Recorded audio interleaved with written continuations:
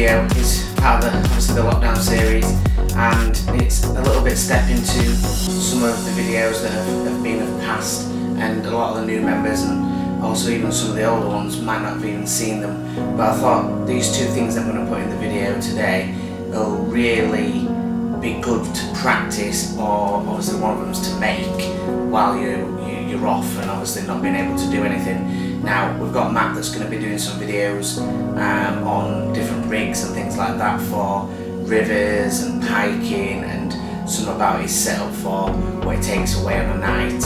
And also I've got Project Tackle sending me an array of different floats, so we will do, as soon as they get here, obviously the post is a bit delayed because of obviously Corona. When they arrive we will do a rundown of each float, how we use them, what they're used for, what baits we use with them, and how I go about which specific areas I use when I fish with them. So that video is definitely coming. It's probably going to be Tuesday or Wednesday if the floats arrive Monday, and I'll get it filmed Monday ready for Tuesday or Wednesday. But like I say, Matt's going to obviously bring those videos forward for you as soon as he possibly sends them to me. I will put them up, and obviously this one is about, there's two elements to it, picked from two different videos. One of them is how to make an inline maggot feeder.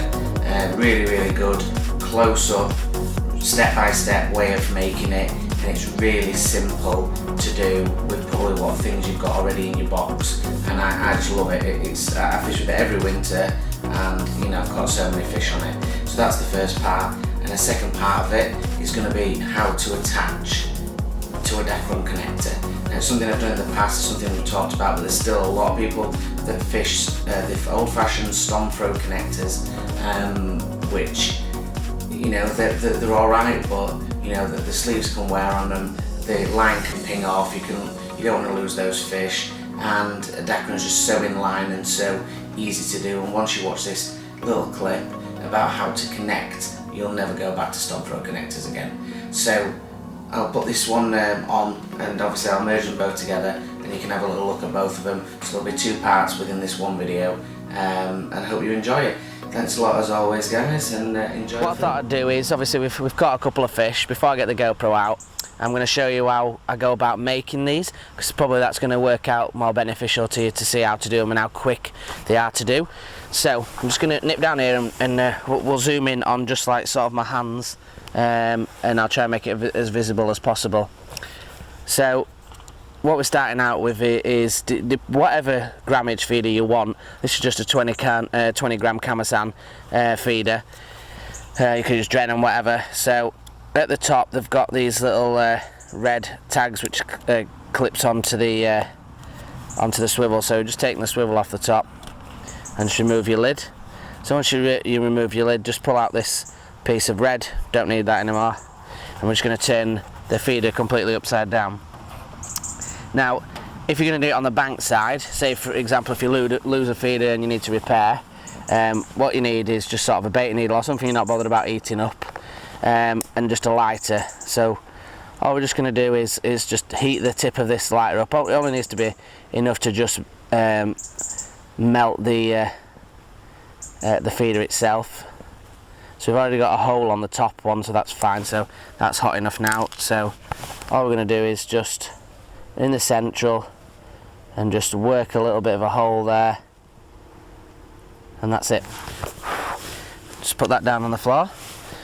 So when I was on about the Guru inserts, is what I've used. You could use the ones out, the Jura Banjo feeders or whatever. The Guru ones I like because they're tapered at the bottom, so they've got a slightly larger bottom than they have a top, and again that's sort of a sort of arrowhead almost insert, so when you're pushing it in it makes it great, and a taper bit to make it stop it from pulling back through the other end. So obviously that's not going to go in there straight away, so I have a sort of, you could probably do it with a knife, but I prefer scissors, they're a bit easier to control. So what I do is I just work my scissors gently into there, and all I'm doing is just gently working the hole little by little till I get the right size. Now what I would suggest on doing is doing it bit by bit, because once it's too much then obviously you're going to end up with more difficult process of keeping it nice and snug in there. So just needs a little bit more off. So throwing it on the floor, because obviously it does need to be quite tight to push it in, but we don't want to crack the feeder. So just this little bit of a process now, even though it seems a bit laborious, is essential just to get in the right depth. Yes, you probably could drill it, but the reason I don't drill it is the fact that, as I just said, sometimes feeders can be a bit brittle and you could end up breaking it. So only a little bit more to go, and it'll fit. Sort of this excess plastic here, we can snip that excess plastic off with your scissors. Just trim it down. It doesn't matter too much because your line's not going to touch it, and it's not for we're not going for a beauty pageant. So as you can see now, we've just got the tip of it in, but it's really tight, which is important when we're putting it in. So we want it obviously to be firm, so then it doesn't slide about. So just gently work it in, don't bang it or rag it. So as you can see now, we've got it straight through the centre, and the top bit where you cut off has already got a hole, so we don't need to melt that. So we just follow that same process. All I'll say is with the lid, it's soft plastic, so it'll do it easy, but it needs to be a bit slacker because you need to be able to get that lid on and off when it's on the feeder. So you can go a little bit sort of larger with a hole for the lid, because obviously, like I just said, you need to open it to get your bait in there. So that's just so obviously the lid goes on now, and there you are, your feeder's done. So you push that right up to the bottom. That's there. So you've got that little taper bit, like I said before, because it's tight now. The taper bit, it's not going to go anywhere, and straight through the top. And obviously your line's going to go through there. I'll show you that when it's on the rig itself, and we'll have a feeder bead underneath, and we're absolutely ready to go. And when you want to go fill it up, obviously once you slackened it off a little bit, which I'll do in a second, you're able to pull the lid and get the lid off. Obviously it's a bit tight at the moment, so we'll just have to give it a little bit more running with these scissors, but it only takes a couple of seconds to do. So once you've obviously got it to the right diameter on the lid, it'll slide on and off with ease. And like I said before, it's soft material is the top bit, so doesn't take a lot of work in. So there you go, slides on and off easy now, but then it just clicks on tight, and there you go, it's absolutely perfect, ready to fish and catch some fish. So let's get back on the rig, we'll get the GoPro on and we can have a look at close up. Right guys, so let's get the rig out and have a look through it.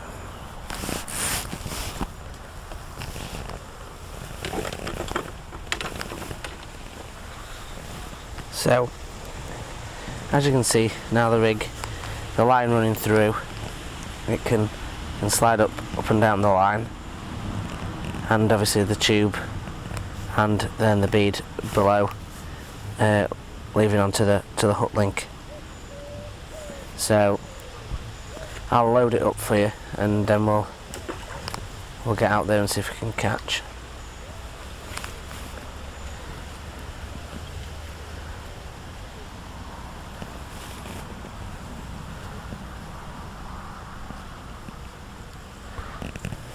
So to load, just shove the lid out of the way, just as you would do if you got another sort of one that were on a piece of string or anything like that. Give that feeder a load, give it a little shake while the maggots get in there. Close it up as you normally would, just nice and quick and easy.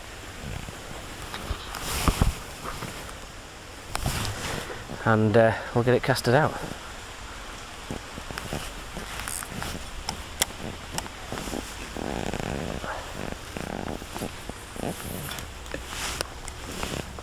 So just sink that line.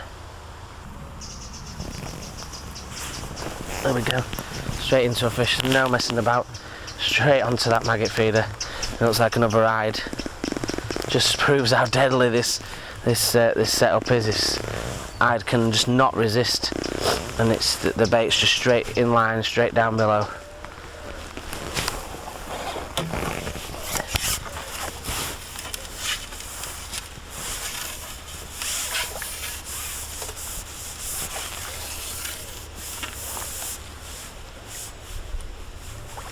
Another one of those nice little lines.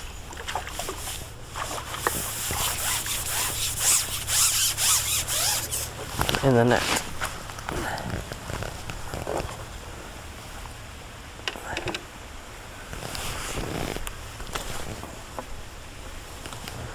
Just come out in the net. As you can see, lovely little fish. It's getting back. Reload. See if we can have another one. Right guys, so what we're going to do is another question I get asked all the time is how do you attach a Dacron to, a line to the Dacron. So I'm just going to lift my Dacron connector up here. So this is a sample piece of line, but it just shows you. So this would be the loop of your top of your line.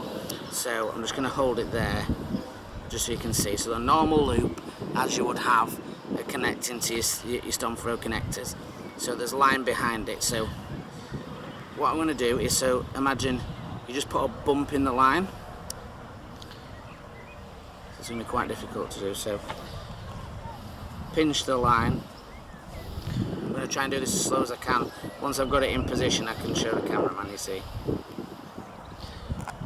So we've pinched the line and it's made a bump in the line. So if you imagine it goes now like that in your line. So I've literally just brought two sides together to make this. Right? Are we okay? Right, so that goes through that loop. Can you see that? So if you get the loop, imagine you just put the loop over the top of it. And then, so I'm going to do it again slowly. The little loop, the normal big loop that you would connect to your connector, goes over the little loop that you've just made in the line. Now that little loop then goes over the top of the connector. Let go of your big loop, hold on to the connector and just pull with your left hand, let go of the line, keep your fingers together like this so then it can't come off. So I'm just doing it in stages so you can see, and then as soon as I pull it tighter, there you go, it's onto the main line. And we're going to do it again to show you. Now to take it off, push on the line like that and it'll just slide straight off. So we'll do that again in slow motion because it's really difficult to see. So what we're effectively doing, I'm just going to put that over here to try and show you, is what we're going to try and do is we're trying to make that shape. Can we get that on camera? So we're trying to make that shape together like that, and then that leaves you with the loop still in your hand. The loop goes over that shape you just made, and then the shape that you've made goes over the knot. Hold the top of the knot and then just pull with your left hand away, let go of the line, keep your thumb and your finger on there because that stops the knot coming over the top. Keep pulling until that knot settles itself, and then just slide it up behind the knot. That's as easy as it is. It's as easy as I can show you without showing you in real life. And again, to take it off, put your two fingers together and push. It'll create two loops and then just lift up and it'll come straight off. Right guys, so hopefully that was helpful for you. Two things that are really essential in pole fishing. A lot better to have a Dacron connector. It's a direct from tip to fish. It's a lot easier for shallow fishing and just less likely for the sleeve to come off and to lose your line. It's nearly impossible. So thanks again for watching. Join us on the Facebook group at Angling For You. Join us on the Instagram at angling_for you. Thanks a lot guys. Tight lines.